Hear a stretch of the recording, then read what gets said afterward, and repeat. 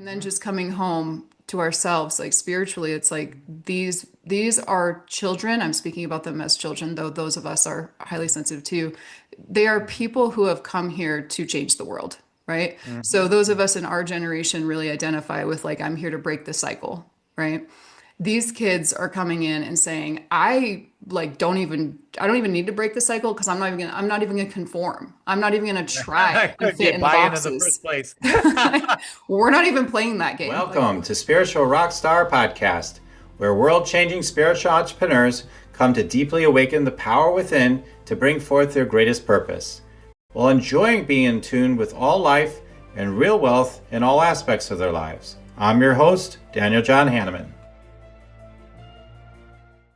And welcome everybody to Spiritual Rockstar Podcast. I'm so grateful to have you here today. We've got a really amazing guest here today to help all of you, really, all of you are highly sensitive, right? Especially you women and mothers, you wonderful mothers out there that are looking for more healing and to regulate your nervous system and whatever, all that type of stuff, and to help your children too that may also have things like being neurodivergent. What the heck is that? For some of you, maybe you want to understand more what that is, and your highly sensitive children, like all these things all coming together.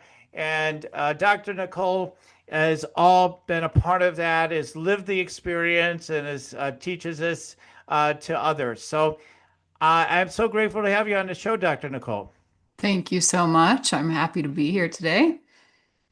Okay, so wow, yeah, it's just I've been taking in your information a little bit online and whatnot, and just yeah, I have a lot of enthusiasm because I my sense of you is just a little bit, and I have no idea if it's accurate. Is based on everything I've just been seeing here and there. Is just you were on that traditional path of being a psychologist. It sounded like, right, and never got the doctorate degree thing, but I got my master's in clinical psychology. I did therapy with people and all that stuff. So I know that path, right?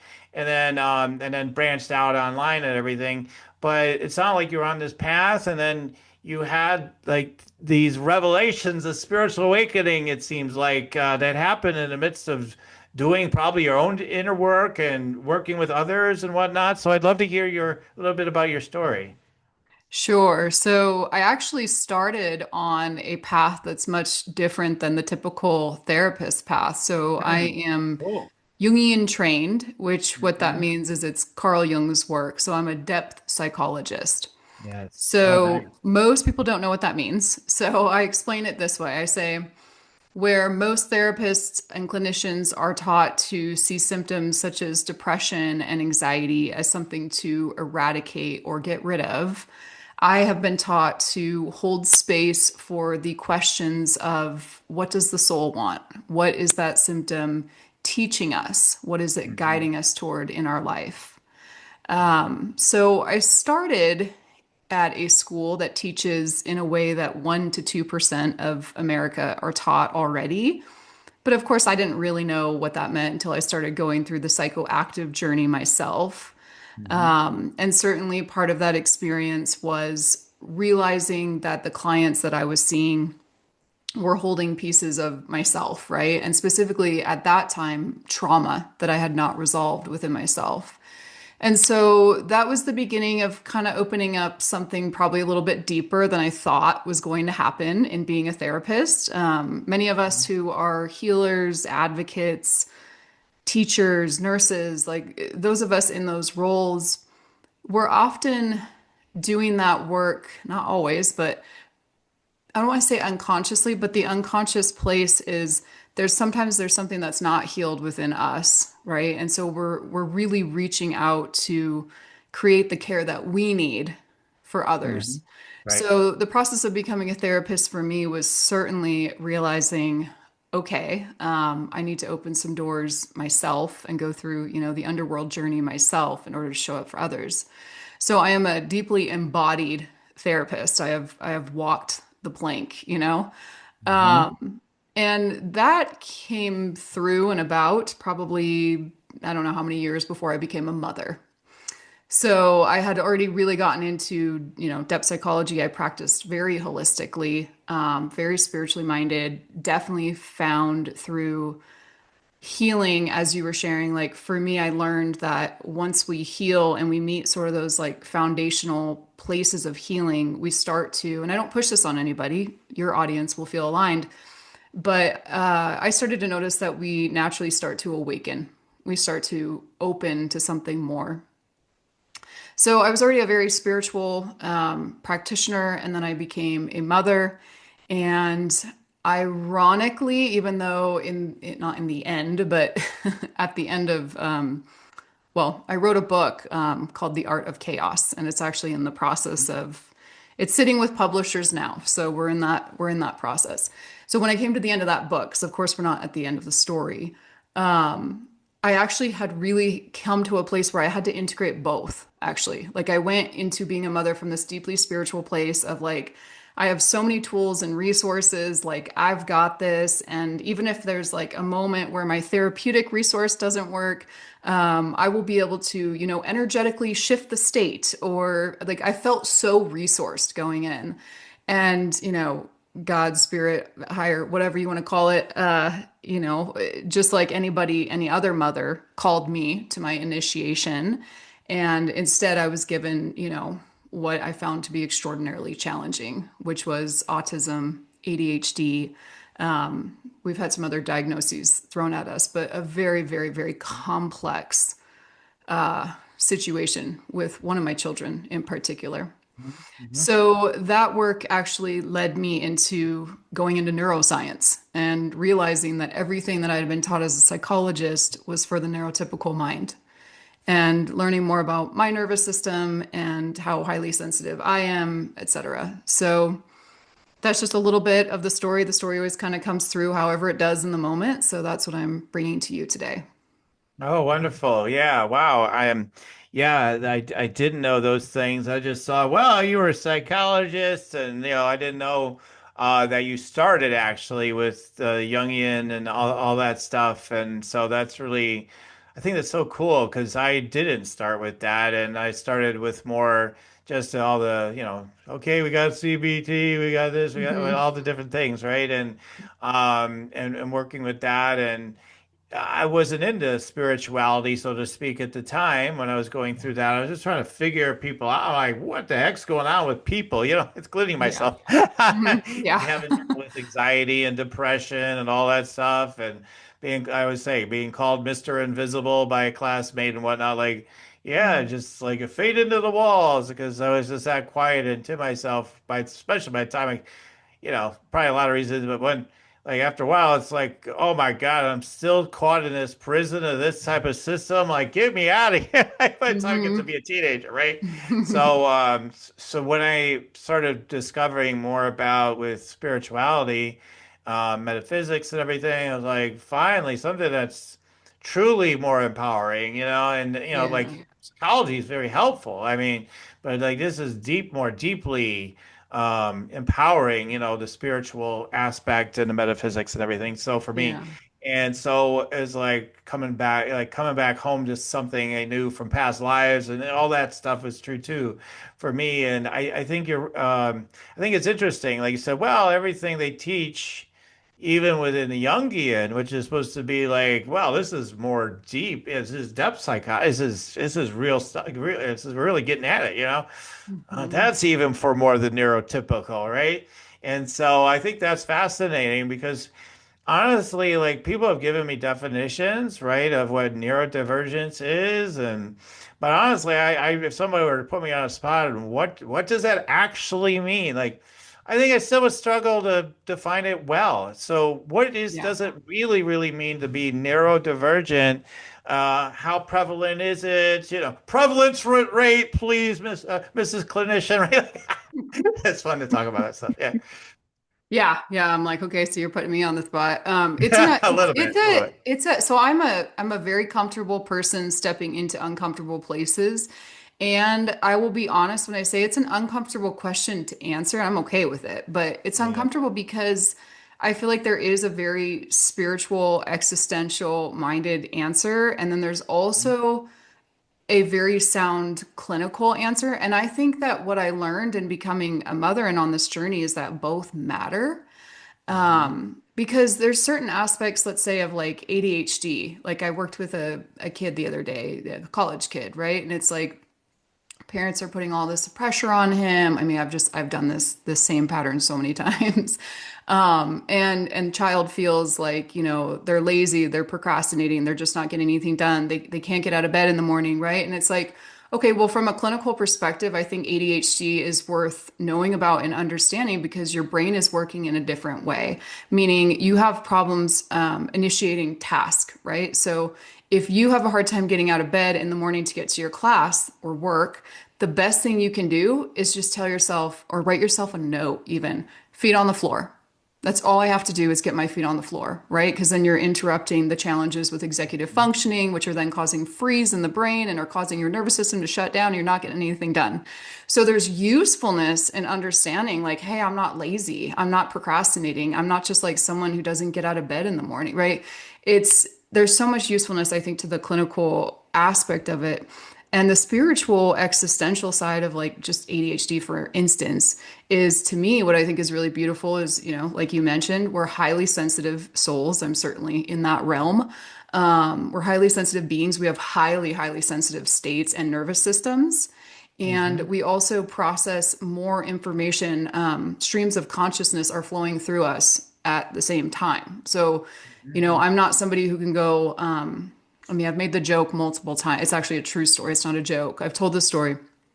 I'm somebody who has left the cart in the grocery store full multiple times.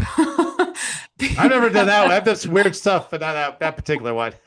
Multiple times because I'm like, as soon as I'm trying to like focus on how I'm going to get like this, this amount of food to last like this many days, and these recipes are going to match these ones, and I'm trying to associate, I'm trying to sequence, and then like the lights are like bright and everything's loud in the room and the kids are yelling, and it's forget it, I will online shop. And like, so I don't it's leave the so groceries again. I have to do it online from now yeah, on. yeah. So I think there's so much beauty in understanding it from like a highly sensitive nervous system lens. And I think there's so much truth to it. Mhm. So I can speak about it that way. I can also speak about it from what I've experienced, at least in the realm of autism with my child. And what does that mean? That to me is real. I mean, it's like it's a child who, since she's been in my life, has opened me up, healed me so much, has created mirrors, not for myself, but everywhere she goes. She's a powerful mirror. She goes into systems, she creates movements. She's only 9, and this isn't something she's consciously doing, right? So, on a spiritual level, once again, you have a highly, highly evolved soul in a body that doesn't fit, if I want to say it that way. So you have a child who's sensitive to noise and Mhm. lights and overstimulation and understimulation. And I mean, I could go on and on, but the level of chaos and challenge that we have with raising a child who is on the spectrum and ADHD and PDA and fits into all of these clinical labels, if we wanted to pathologize it, it's supportive to understand it clinically. But once again, it's like, what is neurodivergent? I mean, on a deeper level, and I don't like to call like we'll keep neurodivergence in the clinical language, and then Mhm. just coming home to ourselves, like spiritually, it's like these are children. I'm speaking about them as children, though those of us are highly sensitive too. They are people who have come here to change the world, right? So Mhm. those of us in our generation really identify with like, I'm here to break the cycle, right? These kids are coming in and saying, I don't even need to break the cycle because I'm not even gonna conform. I'm not even gonna I try and couldn't fit get in the buy-in in the boxes. first place. We're not even playing that game. Like, we're Yeah. good. You guys clear the trauma. We've got shit to do, you know? Right, right. So what does that mean for me? It means I have a child that does not fit in school systems. And I have Mhm. tried 4 or 5 of them. Mhm. It means I have a child that needs like way more than normal. It means I have a child that struggles to keep friendships, right? One who melts down, like gets overstimulated and has screaming fits. She's highly intelligent, highly verbal. You would never look at her and think that it's a problem. But internally, her nervous system is struggling to exist on this planet. Yeah. So that's how I'm explaining it today. Yeah, yeah. I mean, and then, that term on the spectrum is a big one, right? Like we hear that a lot, and you're on the spectrum. But I mean, I know this isn't true, but again, I like to flesh these things out. So I'm like, well, wait a minute. It almost seems like everybody's on the spectrum these days. Like almost. I mean, there's always somebody. Well, I guess you're not on the spectrum, but you're not too highly sensitive. One of my last guests, um, he may not be seen on the surface like he's on the spectrum, but then let's talk a little deeper. Oh, you're on the spectrum too, right? So it's like in a reticular activating system. Before you know, everybody's on the spectrum. So I was wondering about that because like there is more like, yeah, you got autism and like you have all these very intense symptoms with this all day long, let's say, right? Then to where we can't even go out anywhere without there being a whole disruption, right? Like I know, families like that that deal with that. The siblings even they're just that consumes they're even the siblings' life, and they're adults now. Like it's Yeah. consuming their lives, and it's huge. So then you got all the way down to like, yeah, I have a hard time kind of following things because I'm feeling all this energy, which is a little bit closer to where I am. Like, that Yeah. was my issue in school. Like, I just feel so much energy and I didn't know what was going on. I was like, I don't know why I can't pay attention to the teacher. I just feel like I'm not thinking stuff, but I'm just feeling all this stuff. And I didn't even know I was feeling stuff, but like, that's what was going on. And so like we've got this, it is a spectrum. I agree with that part for sure. It's a Yeah. huge spectrum.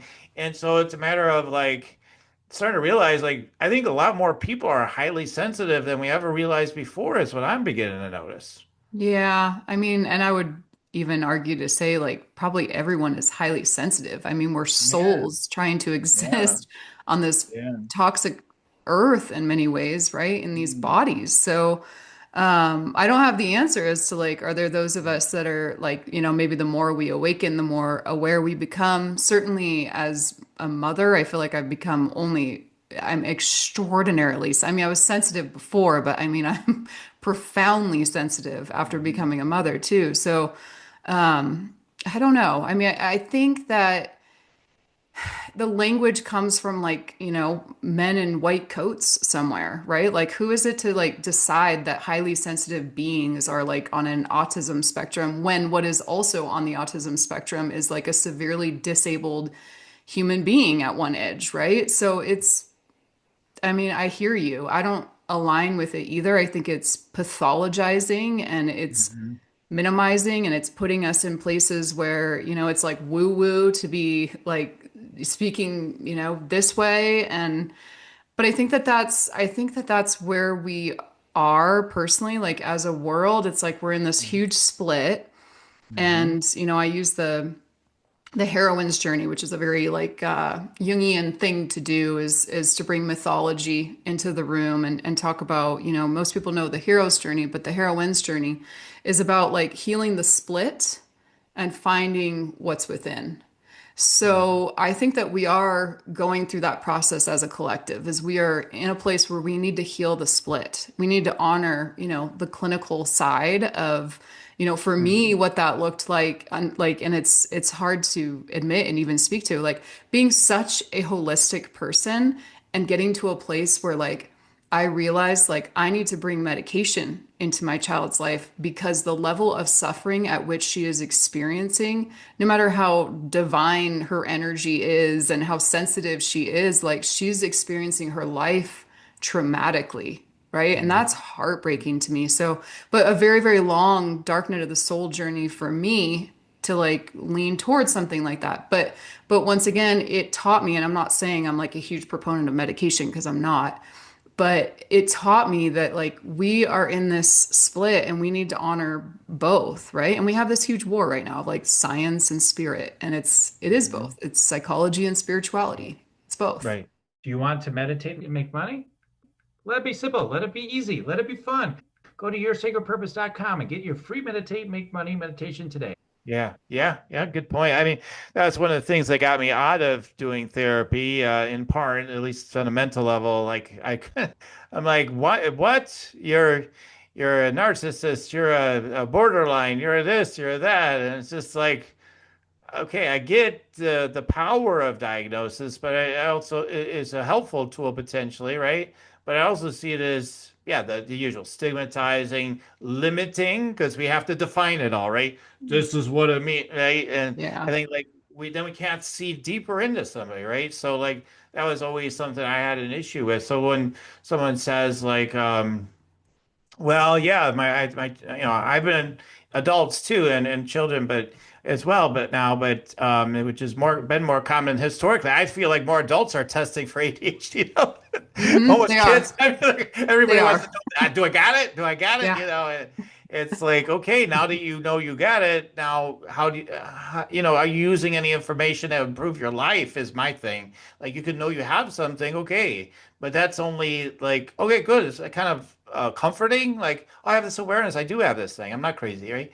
Like, Yeah. but then it's like, what are you going to do with it? So once you realize you're highly sensitive, whatever, neurodivergent, all these different labels, but like once you realize you have that, how do you start to, first of all, start is because like a lot of times it's the parent and the child, right? So how do you, as the mother in this case, or maybe the father too, but either way, but like there's the mother, how do you regulate your nervous system? Like, what are some of the things you've learned to do as a mother to regulate your own nervous system?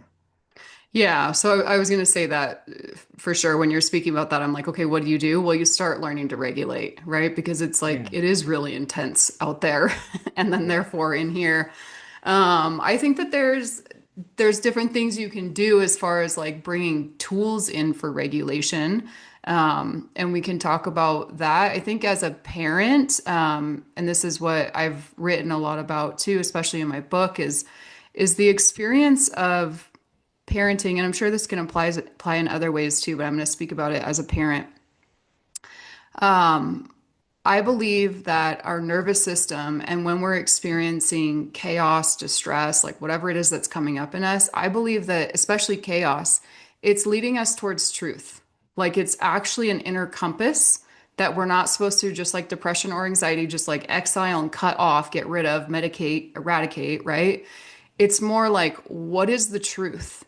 And often, what the truth is there's a moment that the chaos is either trying to teach you something, like this is bringing up in you, say, like your kid is screaming at the park and you're feeling embarrassed, right? And you're having a moment of not only loss of control, maybe you're remembering in your body, maybe you're not consciously, but your body is remembering, it's freaking out, right? A moment where you felt great public shame or something, right? So like maybe the truth in that chaos that's coming up and is being brought to life, is being asked to heal and to see like this is a pain that is still residing within me that is asking to be looked at.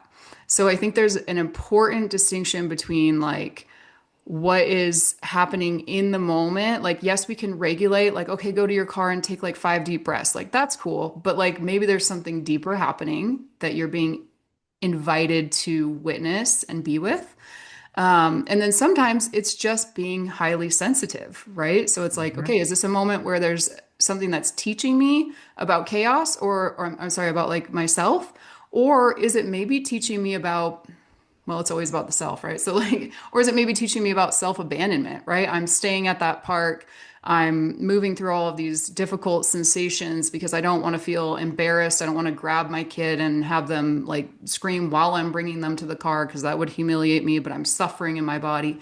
So it's always giving you really good information, right? Like, am I in distress because of a highly sensitive state, or am I like triggering something that I need to look at within the moment? So I think really being honest and reflecting on what is happening in the body is what I would want to lead people towards versus just regulating. Mhm. But in the moment, because you do need to regulate, certainly like a very simple tool is going to be grounding, right? Like feeling your feet on the floor, if you can, closing your eyes, imagining these beautiful tree roots that are like really anchoring you down into the earth, taking a couple of breaths, coming back into your body. There's different breathing techniques that you can do to regulate. I mean, I feel like there's a lot of tools, but what I really want to bring forth is what is the wisdom in what's coming up right now. Hmm. Right. Right. I mean, there's different techniques for that as well, right? I mean, for me, like sometimes just even a basic, like you feel an energy in your body or something when you feel all tight and tense or anxious, which happens with some regularity when you're highly sensitive. You might, oh Yeah. yeah, we could all feel bellow and one with the one too, right? But like, then something happens, like whoa, Yeah. and it's like, Yeah. okay, why is it like I'm getting this tight pain in my lower abdomen right now, or why do I feel this stabbing pain in my back, or why all of a sudden this or that? It could be all so many burning sensations and so many. The Hmm. list goes on and on, right? So, part of it is sometimes, and people know this and you know this, but like, again, for me anyway, past lives. You like Hmm. literally your leg was on fire. Okay. But but you don't necessarily have to go that deep all the time. But like, okay, tell me, what are you trying to tell me, leg? Or whatever, and then you'll get something like you might hear, it might even tell you just to relax. So just relax. Okay. I mean, so there's so many levels you can take it, right? You got to go way deeper than that. But like, I'm like, there's all these different tools. So what are some of the when you say like, man, there's a huge opportunity when these things come up? What are some of the things you like to suggest for people to do? Well, I'm a big proponent of working with a guide, whether Yeah. that's a spiritual guide, a healer, a therapist. I mean, I'm a Mhm. big proponent, not to push it, but Yeah, yeah. and I've actually in my own work in my life created a space. I have a nonprofit center where the intention was to make it accessible for everyone, right? So, because I know some people can't afford that, right? But I do believe that that's a huge part of it. And then for me, it doesn't happen in a nutshell. It's not in a vacuum, right? But like what you're saying makes sense to me in the sense that like depending how far a client is, able to go. And of course, your guide has to have been there themselves too. That's one thing that I love about embodied leadership and work and guidance is Carl Jung would say you can only take your client as far as you've gone yourself. So I really feel like if you're working with someone and say they're having this like pain in their leg, right? Or like even the image I just brought up is of us like at the park trying to get the kid to come home or whatever, Mhm. it's Yeah. like, okay, like that's the moment. And if it doesn't really bother you and you can move on and you're like, it's just a pain in the leg or a moment at the park, great, move on with your life. But if you're consistently activated, anxious, triggered, feeling depression about it, like then Mhm. yeah, like I think when you go into processing the pain in the leg, right? Or whether you do that somatically or maybe like working with it as a part and asking it questions, right? Getting information from it. However you do it, it eventually unfolds, right? Like it always does tell you something. So maybe it's going to Mhm. tell you something about yesterday. Maybe it's going to be past life. Maybe it's going to be generational healing that you're being asked to look at. It's hard to Mhm. put that into language, and I know you know that, right? Like how that unfolds. But I Mhm. do hold that belief fully that like especially and this I think it's all over, but I'm just going to speak about it once again through the parenting lens. So I really believe from a conscious parenting perspective that when our child is triggering us, they are asking us to heal something within ourselves. And yes, I think that that goes very, very deep if the person is open, willing, and able. Mhm. Yeah, I mean, the gift of being so highly sensitive means you're actually like awakening, right? I mean, you're awakening to what's been there. You may have lifetimes when you're not interested in awakening. You're only there to do X, Y, Z or whatever. Like you're not looking at the awakening thing, and then you might have yeah, finally you get to a point where you're looking for that, and it does seem like a lot of the highly sensitive ones tend towards wanting to be the healers and helping other people and everything. So they want to awaken, they want to help other. It's all one, right? I want to help you because I want to help me, and it all kind of goes together, right? So Yeah. I think that's what's so cool. I mean, that realization I had, I think I had it throughout, but like it came stronger when I got online and started doing healing work with people.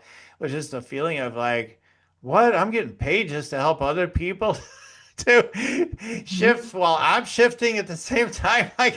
How amazing is that? I get paid for that. All right. I love Mhm. this work. So it's a great realization is that, everything is there to bless us. So when we have those situations, with, our children and whatnot that might be have those issues, ADHD, whatever it is, whatever the situation may be. Some of them are more extreme. Some of them are, just where they're having more issues in other ways. Maybe they're doing, like you said, some of these kids are like you would not know it. Like you could meet them, spend half a day with them, and be like, I don't know what you're talking about. They seem normal to me, like Yeah. so normal, right?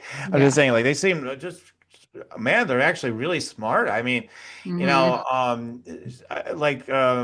my daughters I think about, and one of them has always thought like, I think there's something I got them on the spectrum or whatever. I don't know if she'd use that language. It was sort of like that, and I'm like, "Yeah, you maybe, and that's definitely something we could explore. And then again, how do we deal with whatever's coming up is always like kind of I get down to the practical. I'm like, we can do all Sure. the Yeah. tests, but ultimately, what is it what will help you with whatever's coming up? Let's address that, whatever it may be.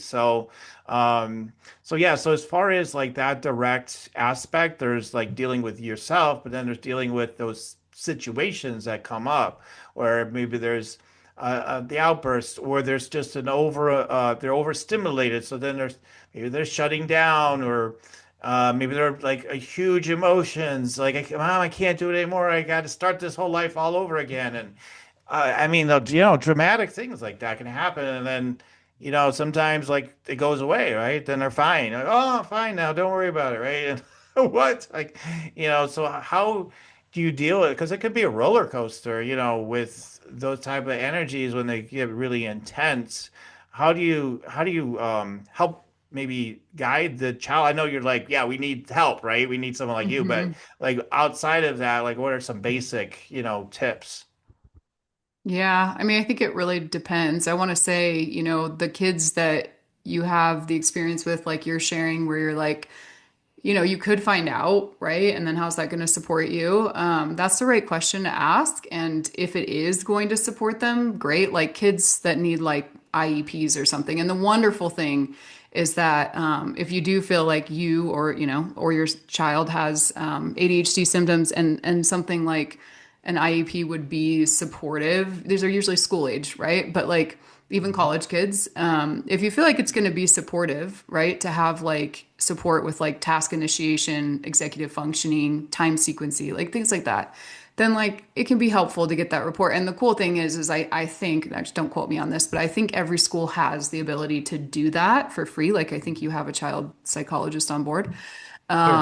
And I think colleges probably do too. So I think that there's benefit in that regard. But otherwise, right? It's Right. like if you're asking the question of like, what are you going to use that for? Then you probably don't need to do that, right? Right. People who get like autism testing done, especially with younger kids, the intention is usually to get them support in the system, which I I've been a clinical director for a long time, and it was always really painful to teach therapists like, okay, so this is what you do, these are the symptoms, this is how you notice that they need support, and then you put them on a waiting list and they just wait for like 2 years, and hope they get support from the county or whatever it is. So often there's not a lot of support out there even when you do get the testing done. But I think it can be useful, especially for mothers that are dealing with kind of this younger generation. Like when you asked earlier how prevalent it is, I don't have statistical numbers. And you definitely don't, as an autism mom, I can tell you I don't really see it out there. Like I would think it's not that prevalent because everybody's hiding it, I guess. Right. And it's a very Right. lonely experience for us as mothers, too. Mhm. But I know because as a clinical director with 30 therapists underneath me, I see the kids that are coming in, and it's pretty prevalent. So these are kids that need a lot of support with regulation. And my advice is not to necessarily, well, you can bring them to a therapist for therapeutic support, but really they need to be seeing like occupational therapists. They need to be working on like their core strength. These kids have lower core strength, and so they can have challenges with different things in the body. And there's Yeah. things like picking up, a big or even just like a pillow and raising it above their head, initiating that core strength, having a pillow Mm. fight or throwing a ball is going to regulate their system. And Mm. parents need to know that, right? Okay, if I activate the core when my child's feeling this way, I can bring them down into regulation. If my child says that they're bored or they start acting like, PDA kids act like animals. I won't go there, but like it's like, okay, I know they're in like level 1 or 2 of dysregulation. I mean, there's so much information that we can learn that can be supportive. But the truth is, I think at the end of the day, it's like if you really are dealing with this, like don't do it on your own because it Mhm. does take a team, it does take support. And these kids, the ones that really do need it, Yeah. actually need more physical support, I think, than people are aware of. Also, diet, nutrition, like Right. they're highly sensitive to everything, right? So, Isn't that a good place to start? Like, I mean, like, hey, let's take 30 days, even see if we can address diet and exercise. They might be like, I'm not saying that'll solve every case. I'm just saying like that might like mitigate a lot of what's going on, right? I mean, I would think so. yeah, and I might gently like kind of push into that a little bit because I Right. think that that's also the narrative, right? I think people All the think food, it's just what's in the food. Well, and I think people think, or like it's vaccine. I mean, I'm here to tell you it's all of the things, right? We live in a Right, toxic right, world and these kids are not putting up right, with it anymore. They've come to change right. the system. But there's I keep mentioning PDA, so I'll share that with you here. There's a another, pathologizing language that's coming, which is PDA, which is pathological demand avoidance. It's a nicer way of, what we used to call ODD, right? Oppositional defiant disorder, which I think is a terrible word for kids, but or diagnosis for kids. But PDA is defined by a child who experiences a loss of autonomy, or yes, it defines experiences trauma whenever they experience a loss of autonomy.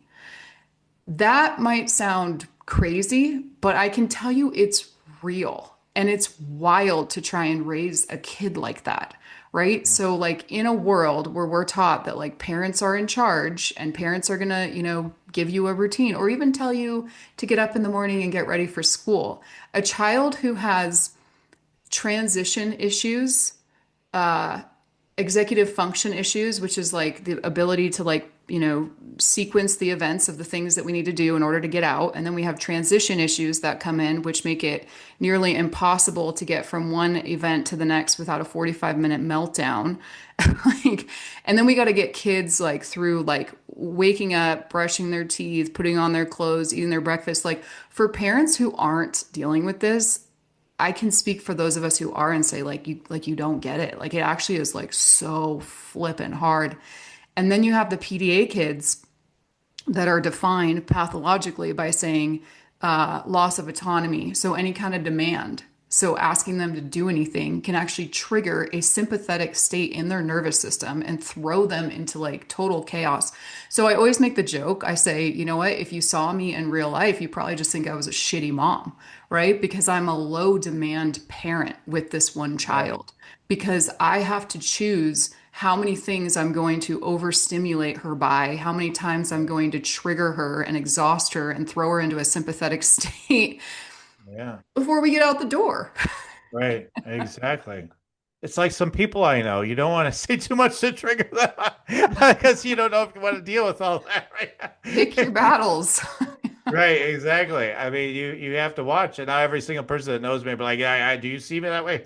Like, that'd be funny. But yeah, I mean, I hear what you're saying, and yeah, I have no clue. I haven't. I did grow up with a sister who's, whatever, been through a lot. Had the bipolar disorder, borderline, all this stuff, and We could say she's on some kind of spectrum, I suppose. I don't know. We're all, again, we're all are on some kind of thing, right? And the difficulty with that, and even as a teenager, was not easy. So it's sort of like, so as a sibling, I sort of, understand a little bit there. And the night, I hate to say that because if she ever was listening, I'd feel bad, right? But like it is, I mean, it is, it's just really difficult. Let's put it that way. Hard.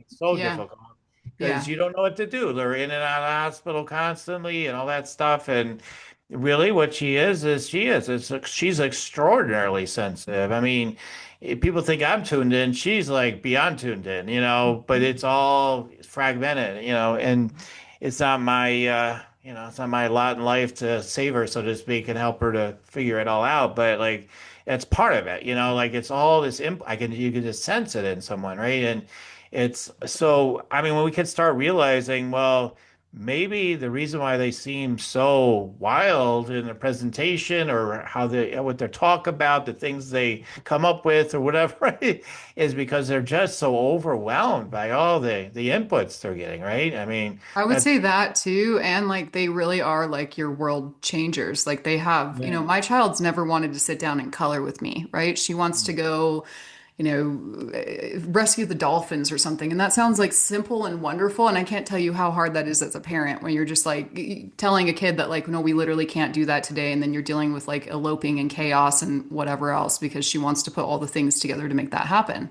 Mm. But and there's funny things that happen too. I give you an example of I remember my daughter going up to the cafeteria people at school, and she was like, "I am shocked by the amount of waste in here. Like I'm shocked by the amount of trash that you are contributing to the planet." She was like Yeah. 6, and she That makes me laugh that a 6-year-old would be saying that. Yeah. and she asked them, she said, like, I forget how she said, but she was like, "How much are you going to waste?" And they were like, "As much as we possibly can." And she didn't understand because she's super literal minded, right? Like, Right, right. so she was like, "They are wasting as much as they possibly can. This is like They horrible." told me. Yeah, right. Right, So right. it's like she's brilliant, right? Like she's not Yes. interested in what normal people are interested in. Right. It's still hard to make her fit into society. And then I was going to share the fascinating thing about PDA, and you guys will see this come online because it's already in the UK and Australia. America hasn't adopted it yet, but they will. It will be a Mhm. pathology soon. Yeah. Is that what it actually looks like is children that will not conform. So everything that we have been taught on, raised on, conditioned as a society, like they are not conditionable. So it's really hard to raise them Mhm. because they Mhm. are just, their no means no, right? And Yeah. it's hard to explain that as a parent because people are like, well, okay, well, why don't you give them a timeout or, You can spank them or control them. something? Give them to me for a week. I can control them, right? Yeah, and for me, I'm like, well, I don't know. My kid's not afraid of me, so I guess that's a good thing. Yeah. But it doesn't, I have no authority when it comes through like control or fear or Mhm. because I said so, or Right. they Right. don't respond to that at all. And that will be really beautiful for a new society. Hmm. They Hmm. lead through truth and through Hmm. heart and through like alignment, but they don't have the language for that as kids. So it's really No. messy. Yeah. Right. Right. Right. Well, so prayers to all you parents might be dealing with similar situations, right?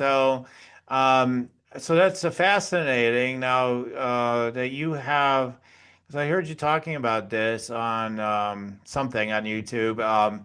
Said which is so true with when you're really in alignment with the type of mission you're leading and whatnot. Like you said, my organization's got its own energy and its own soul and all this, right? And so, Mhm. so that's beautiful, and I would love to hear more about that because I know that's part of what the opportunity is for people. Is like, yeah, okay, hey, I can give you tips. You want to go just try, but you're trying it out by all by yourself. Good luck, right? I mean, like just being real, right? It's like you're going to need more help from somewhere. So tell us more about this beautiful soul calling organization you have. Tell us about it and how maybe people could benefit from that. Yeah.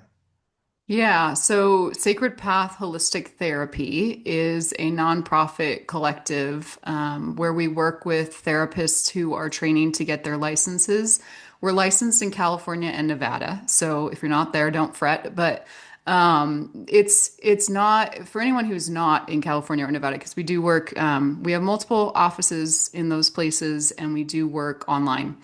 But it's also a model that came from me doing this years ago with someone else, but there everybody has in their city, their town, centers where therapists are learning to get their license, and they have to do like 3 years of work before they're licensed. So it's not like they don't know anything, right? Like they already have master's degrees often, and so anyone who's looking for sliding fee scale services is an opportunity for you wherever you live.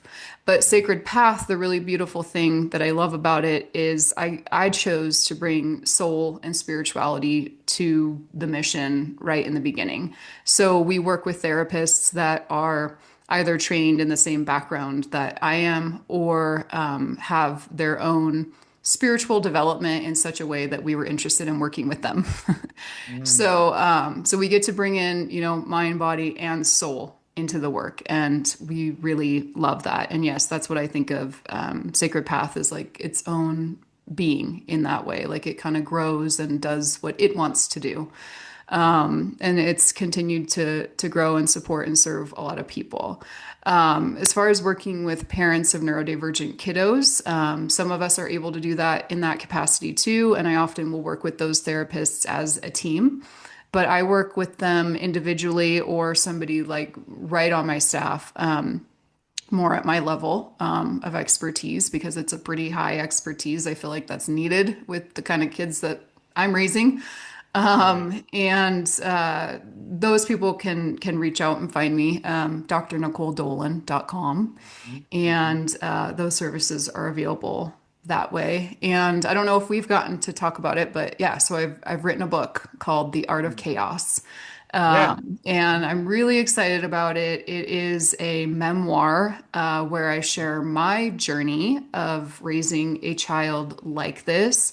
And more so, rather than focusing fully on that, I focused on what it activated in me and what it brought me back through, including, not only my earlier trauma history and things that I have experienced and moved through, but also generational healing, ancestral work, sitting in the room with ancestors that have only come in since mothering this child. Mm-hmm. Wow. Yeah, that's very interesting that for people that probably again I have a similar journey at some level and they're like maybe I could they're gonna relate to the idea of the chaos. I'm sure. Let's find out how to artful with this chaos. Very intriguing, right? So yeah, that's fantastic. We'll put some links in the show notes for people as well, for you to check all that out. And you also have you have a nice Instagram account, it looks like. I've only peeked out a little bit, but you got some nice little clips on there. It also can be helpful to people, including ones I saw around, yeah, regulating nervous system and all that sort of stuff. So check all that out. And um, yeah, I think it's really amazing that you actually, for people that want to go there on that level as well, like, well, let's look at the spiritual soul level, what's going on with all this, right? And that you Mhm. actually, although we didn't really discuss that today, like you actually guys actually go there, right? You go Yeah. into that aspect, and I think that's really amazing. So, anything else you want to share about that piece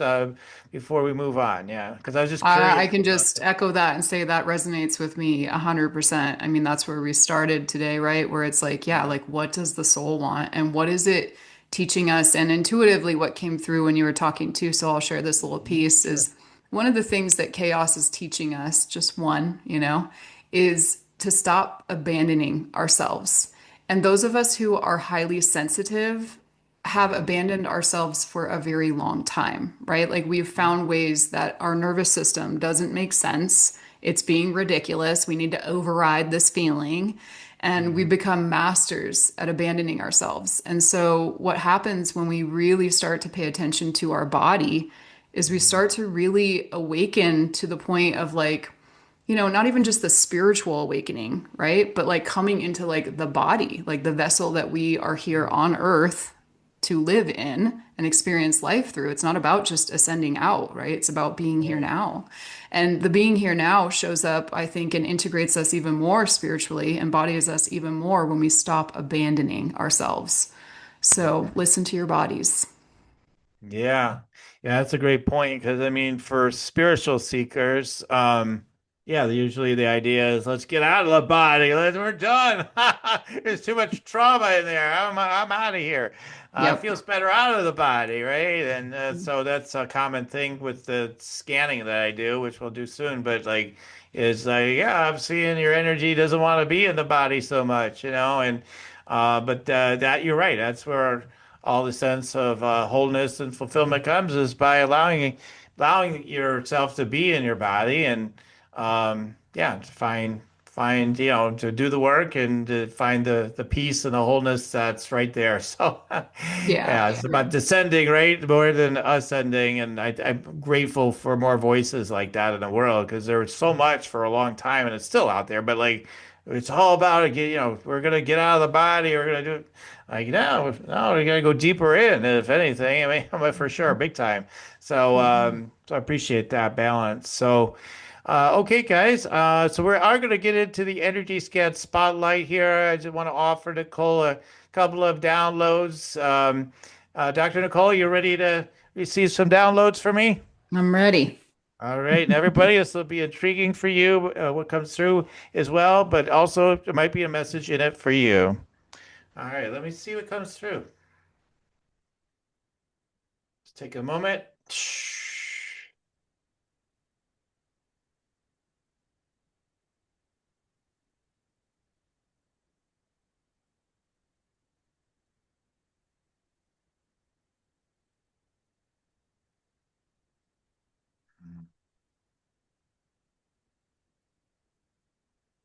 Okay. So, yeah, it's interesting. I just the piece that was coming to me is just um well, definitely I mean, I don't know where your perspective is on these things, but like I can definitely get a like you too, you're here, it's the truth teller and everything, of course, right? So you really got that ET energy or like, so I thought that was pretty cool.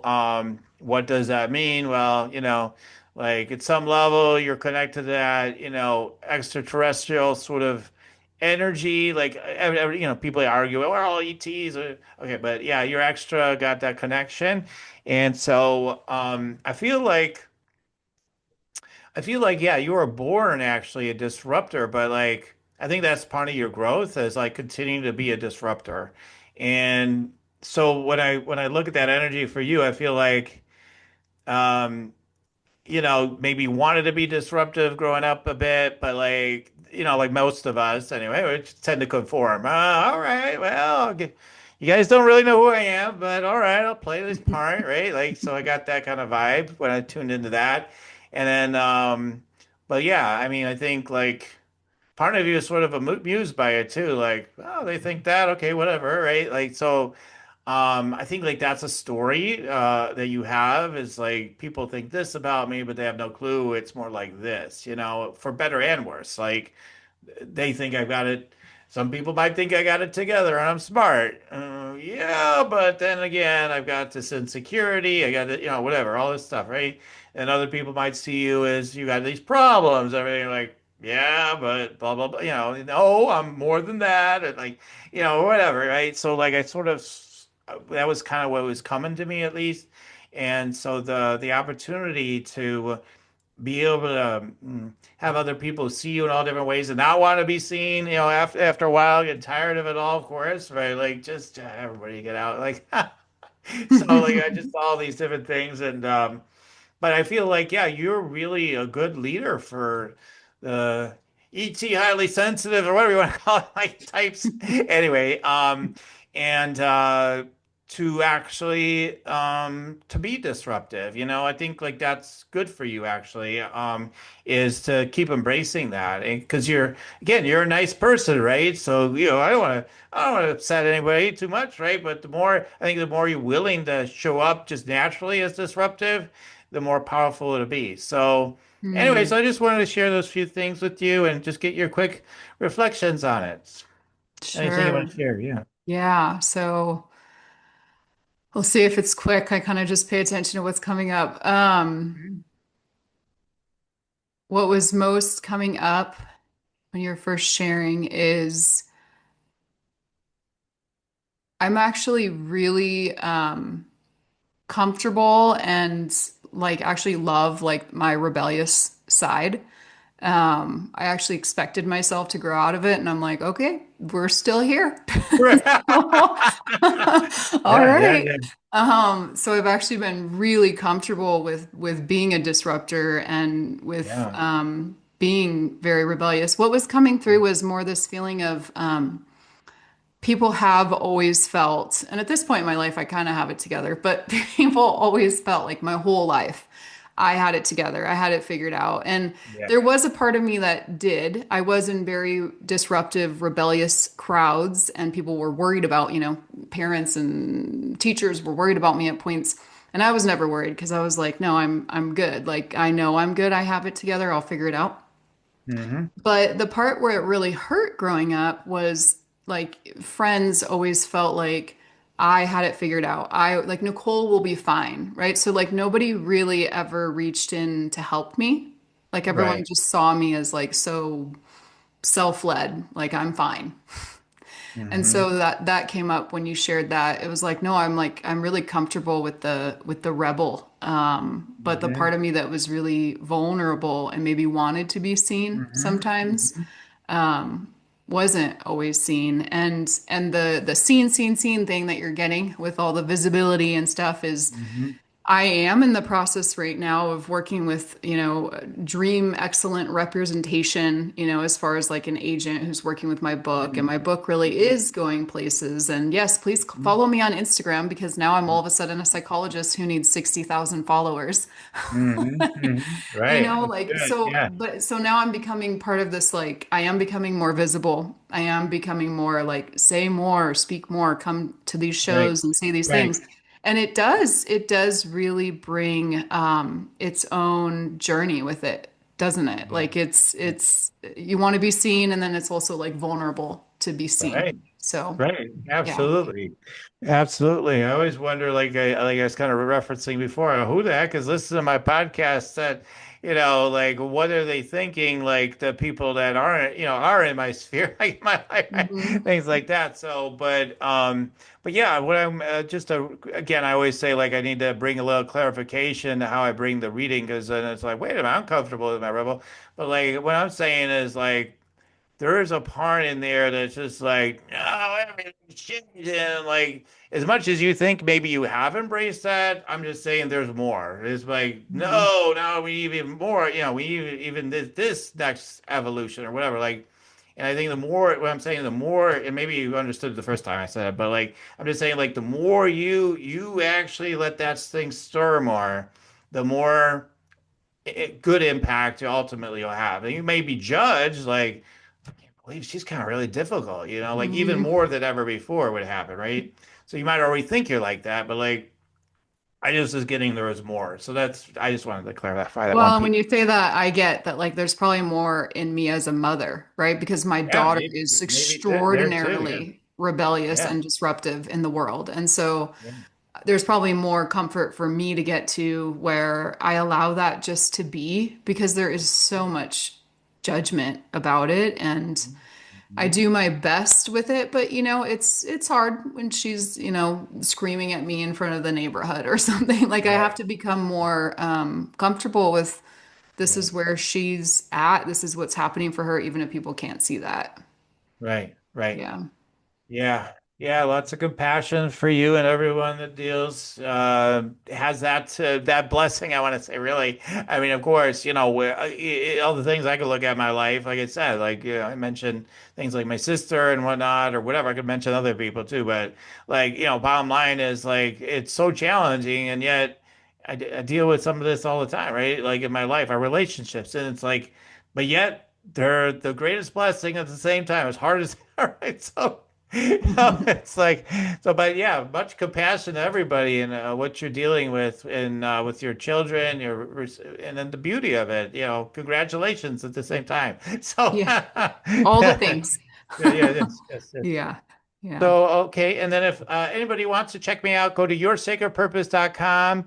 I've got a meditate and make money meditation for those of you that are the visionary healers and whatnot, want to download, what's wanting to happen next. It's a great way to do it, to get centered, open up your energies, your chakras, and just let it be more revealed that way.